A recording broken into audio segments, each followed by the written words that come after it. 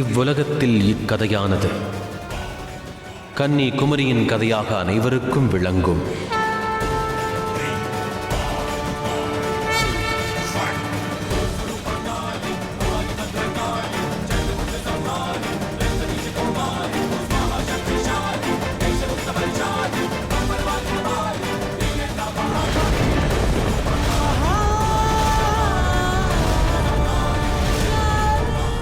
இறுதியாக இப்பொழுது பானாசுரன் அழிந்து விட்டான்.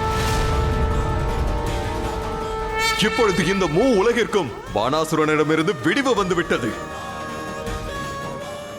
நான் மிகுந்த மகிழ்ச்சியில் உள்ளேன். இப்பொழுது தந்தை தாய் இருவருடனும் இதன் பிறகு நான் கைலாயத்தில் இருக்கப் போகிறேன். தாயே, வாருங்கள், வீட்டிற்கு செல்லலாம்.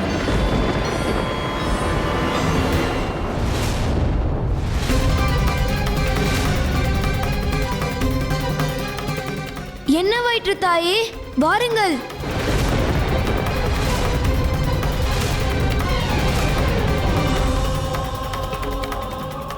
தந்தையே, தாயார் எதற்காக அமைதியாக உள்ளார்? அவர் ஏன் பதிலளிக்கவில்லை?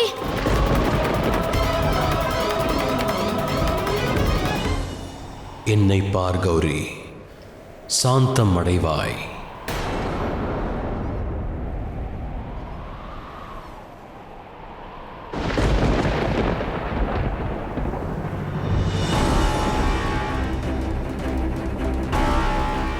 என்னுடைய புஜங்கள் இந்த விழாவினை சிறப்பிக்க போதுமானதாகும்.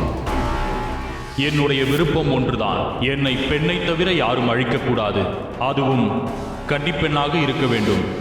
மகா காளியின் அறிவுரைகளை ஏற்றுக்கொள். உன்னுடைய வரங்களை இந்த பிரபஞ்சத்தின் நன்மைக்காக பயன்படுத்து. இல்லையெனில் உனது செயல்களுக்கான விளைவுகளை மிக விரைவில் அனுபவிப்பாய். மகாதேவா, நான் பானாசுரன் தங்களை அழைக்கிறேன்.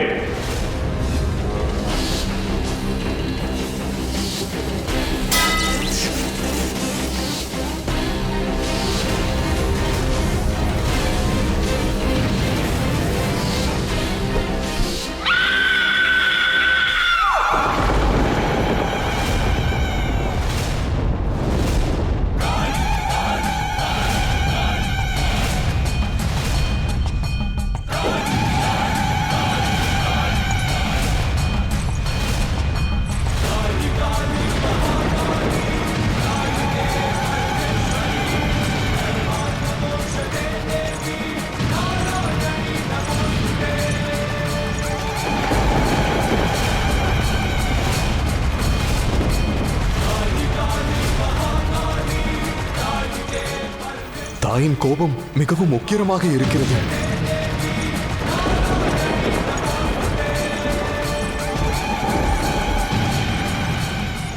தந்தையே, பானாசுரன் தான் இப்பொழுது அழிந்து விட்டானே, அதன் பின்பும் தாயார் ஏன் கோபமாக உள்ளார்?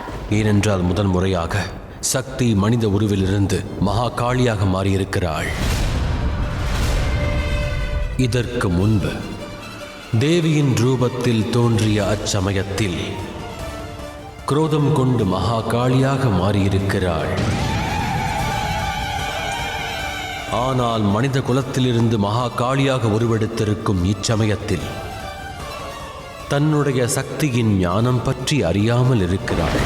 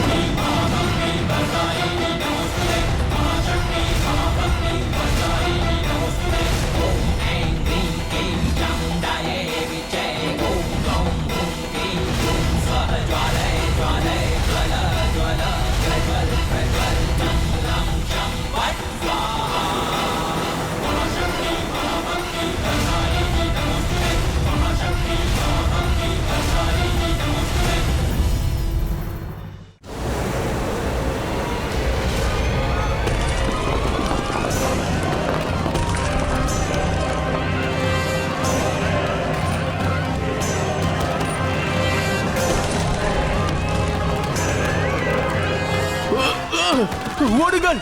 இல்லை என்றால் பிரளயம் நம்மையும் அழித்துவிடும்.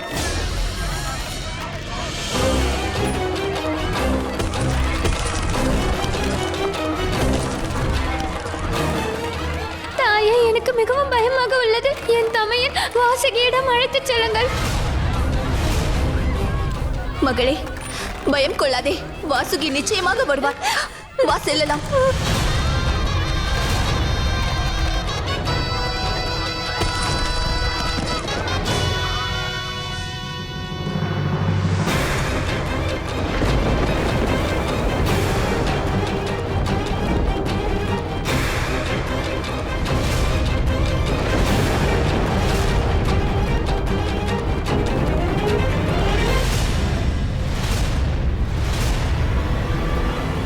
ஏதேனும் செய்யுங்கள் மகாதேவா. தாயை கடலுக்குள் செல்ல விடாமல் தடுத்து நிறுத்துங்கள். அவர்கள் இப்படி செய்தார்கள் என்றால் சங்கடமாகிவிடும். நீங்கள் அன்னையின் கோபத்தை கட்டுப்படுத்த வேண்டும் மகாதேவா.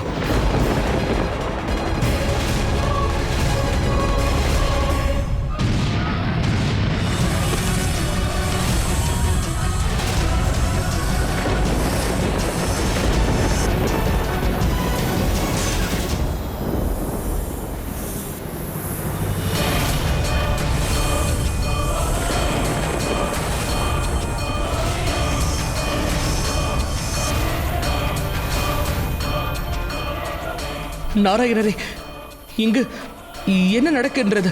இந்த சர்ப்பங்கள் எல்லாம் எங்கிருந்து வருகின்றது? பூமியில் மட்டுமல்ல, நாக உலகத்திற்கும் தாயின் கோபமானது சென்றடைந்து விட்டது. இதை தாங்கிக் கொள்ள முடியாத இந்த தாக்கத்திற்கு பயந்த நாக உலகத்தில் இருக்கும் பாம்புகள் வெளியேறுகின்றன.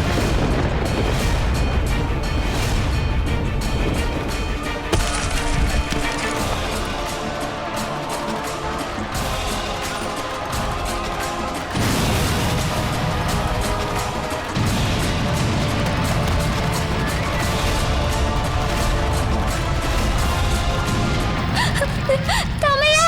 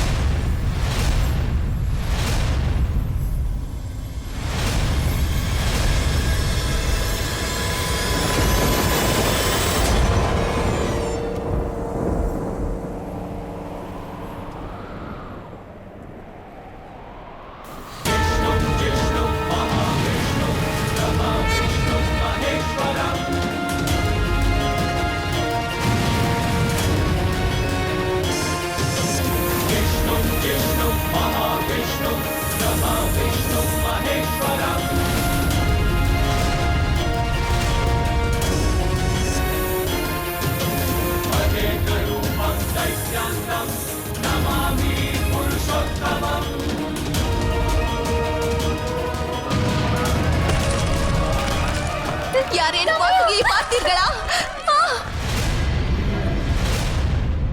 நாங்கள் அவரிடம் செல்ல வேண்டும்.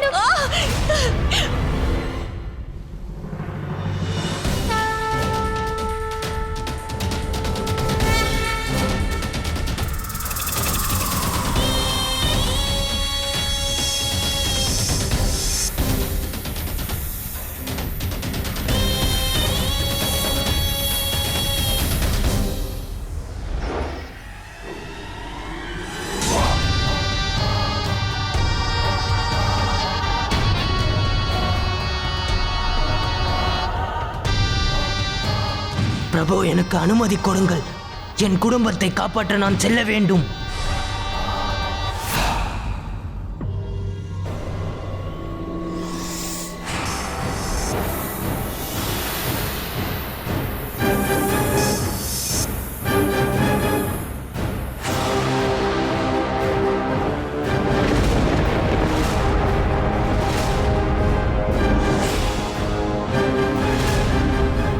இந்த உலகத்தால் மகா காளியின் இந்த கோபத்தை தாங்கிக் கொள்ள இயலாது மகாதேவா.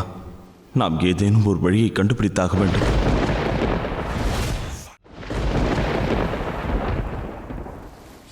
வேண்டாம் தந்தையே, நீங்கள் செல்ல வேண்டாம்.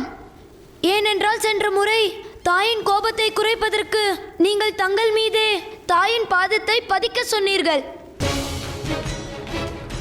ஆனால் தாயார் இதற்கு பிறகு இப்படி நடக்கக்கூடாது என்று சொன்னார்கள். அதனால் நானும் என்னுடைய தமையனும் தாயினுடைய கோபத்தை குறைப்போம். ஆம் கணேசா, இம்முறை நாம் இருவரும் சேர்ந்து தாயாரை தடுக்கலாம். வாருங்கள்.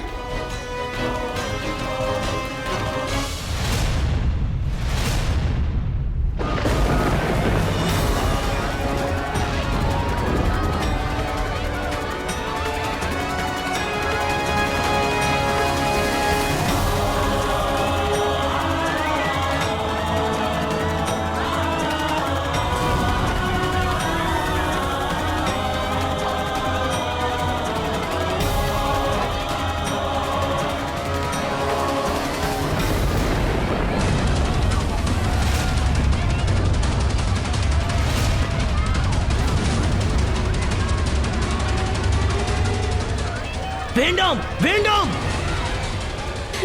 வேண்டாம் வேண்டாம்.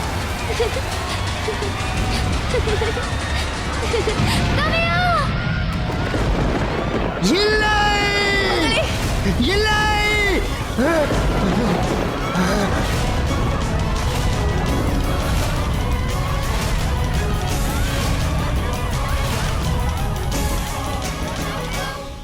கோபத்தை குறைத்து விடுங்கள் தாயே.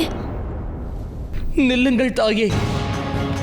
இத்தனை வருடங்கள் நாங்கள் எங்களுடைய தாயாரை பிரிந்திருந்தோம். இப்பொழுதாவது தாங்கள் எங்களுடன் கைலாயத்திற்கு வந்து விடுங்கள். எங்களுடைய தாயார் எங்களுக்கு வேண்டும் தாயே. உங்கள் கோபத்தை தியாகம் செய்து விடுங்கள் தாயே.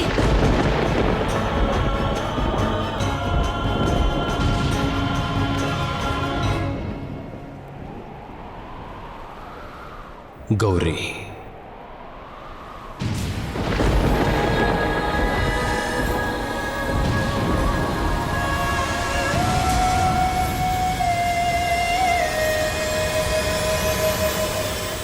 நான் உனக்கு வாக்கொன்றளித்தேன். உன் பாதத்தை என் மீது வைத்து உன் குரோதத்தை குறைக்கும் நிலை உருவாகாது என்று வாக்கொன்றளித்திருந்தேன். உன் குரோதம் குறையவில்லை என்றால் அந்நிலை உருவாகும்.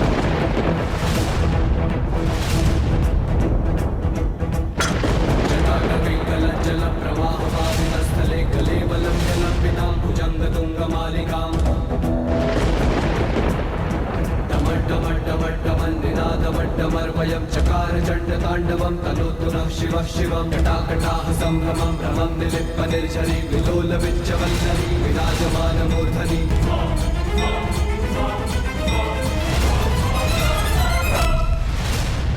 வேண்டாம் மகாதேவ மகாதேவ மகாதேவ மகாதேவ மகாதேவ மகாதேவ.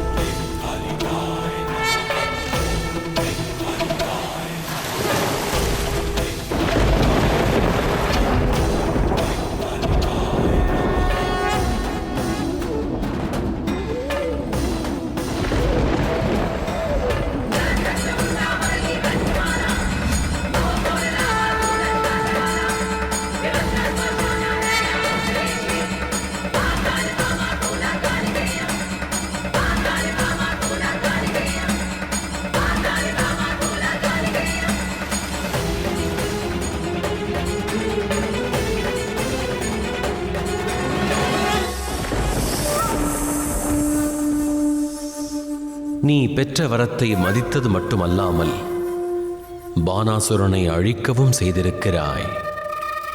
எனவே நீ மீண்டும் ஒரு முறை மகா காளியின் ரூபத்தில் உன் கடமை லட்சியத்தை நிறைவேற்றியிருக்கிறாய் பார்வதி. ஆனால் இப்பொழுதும் ஒரு காரியம் செய்ய வேண்டியிருக்கிறது.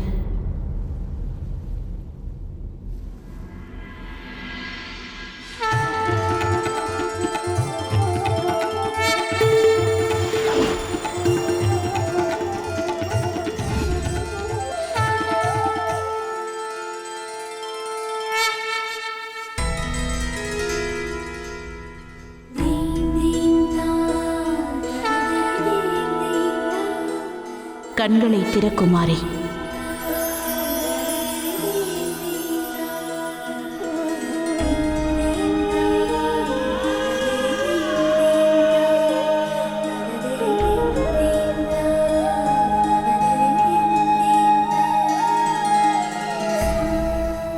மகாதேவா, நான் உங்களை அழைக்கும் போதெல்லாம் தாங்கள் ஜெகநாதரின் வடிவத்தில் என் முன் வந்துள்ளீர்கள்.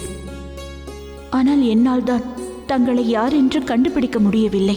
இல்லை குமரி, நீ செய்தது தவறல்ல, அறியாமல் ஆற்றியதாகும். சிவனிற்கு இது மிகவும் பிடித்த விஷயமாகும்.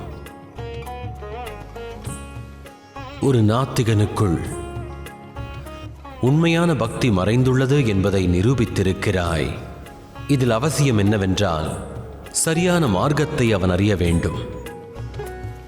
குமரி என்ற யாத்திரையில் நீ உனது வாழ்க்கைக்கான அர்த்தத்தை புரிந்து கொண்டாய். அதுவே உலகத்திற்கு அனுபவ பாடமும் ஆகும். வாழ்க்கையில் லட்சியத்தை நிறைவேற்ற தீர்மானம் என்பது மிகவும் அவசியமாகும். உன்னுடைய யாத்திரை என்பது நிறைவடைந்து விட்டது. இப்பொழுது நீ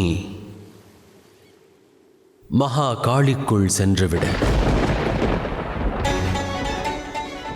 இது கன்னிகுமாரியின் சபதமாகும். தங்கள் மீதான என்னுடைய பக்தி மற்றும் காதல் உண்மை என்றால் நாளை சூரிய உதயத்திற்கு முன்பு தாங்கள் எனக்கு காட்சியளிக்க வேண்டும். என்னை தங்கள் மனைவியாக ஏற்றுக்கொள்ள வேண்டும். ஏனென்றால் நான் இந்த ஜென்மத்தில் தங்களைத்தான் என் கணவராக தேர்ந்தெடுத்துள்ளேன். இல்லை மகாதேவா, நான் வாக்கு கொடுத்திருக்கிறேன். உங்களுக்கு மனைவி ஆகும் வரையில் நான் தங்களுக்காகவே காத்திருப்பேன் என்று கூறியிருக்கிறேன். ஒருவேளை மகா காளிக்குள் நான் ஐக்கியமாகிவிட்டால் என்னுடைய காதல், எனது பக்தி இது தங்களை அவமதித்தது போல் ஆகிவிடும் மகாதேவா. அதை ஒருபோதும் நான் அனுமதிக்க மாட்டேன். அப்படியானால் என்ன செய்ய நினைக்கிறாய்?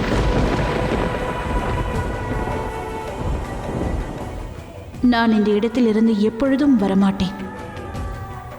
இங்கே எனது கடவுள் மகாதேவருக்காகவே காத்து கொண்டிருப்பேன்.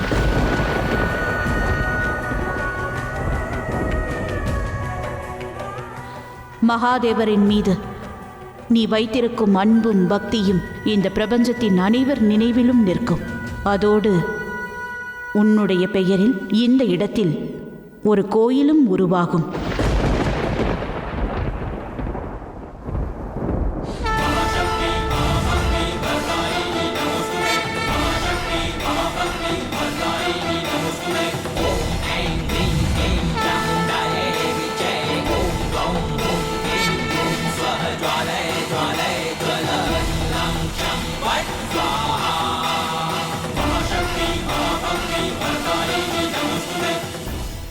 இன்றிலிருந்து இந்த இடம் கன்னிகுமாரியின் பெயரால் அழைக்கப்படும்.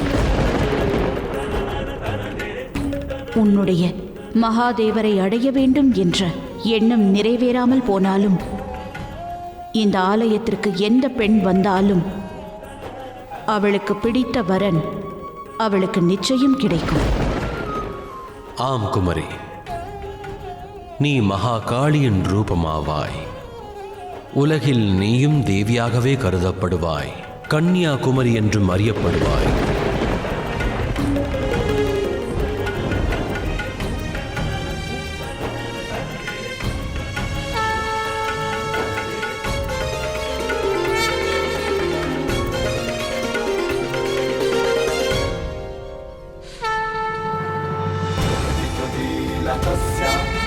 Falatam, falatam, शङ्कराजवदना विनिष्क्रान्ता शिवाशिने अतिविस्तारवदना जिह्वा गगनभीषणा निपत्रा रक्तनयना नादा पुरितदिग्मुखा.